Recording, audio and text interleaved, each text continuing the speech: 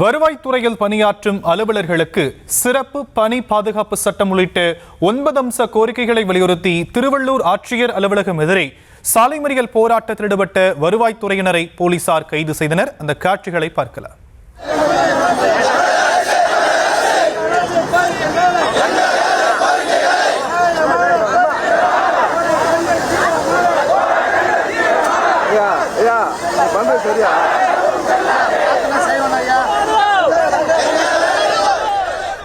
இது குறித்த மேலும் விவரங்களை நம்முடைய செய்தியாளர் பிரபுவிடம் கேட்கலாம்.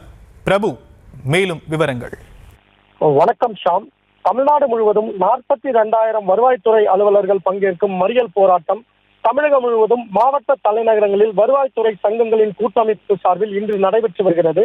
இதனைத் தொடர்ந்து திருவள்ளூர் மாவட்ட ஆட்சியர் அலுவலகம் முன்பு வருவாய்த்துறை சங்கங்களின் கூட்டமைப்பு சார்பில் 9 அம்ச கோரிக்கைகளை வலியுறுத்தி ஆட்சியர் அலுவலகத்தை முற்றுகிட்டு ஆர்ப்பாட்டம் நடைபெற்றது.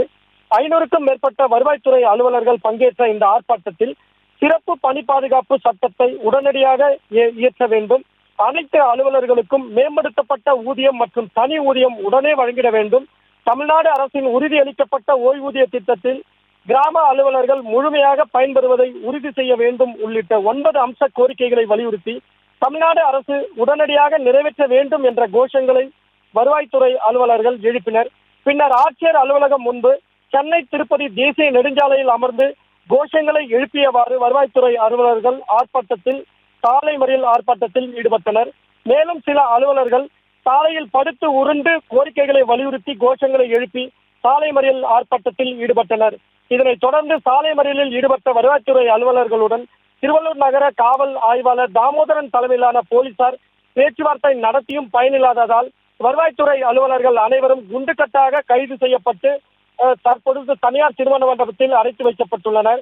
வருவாய்த்துறை அலுவலர்களின் இந்த சாலை மறியல் ஆர்ப்பாட்டத்தினால் சுமார் 30 நிமிடங்கள் இங்கு போக்குவரத்து பாதிப்பானது ஏற்பட்டது.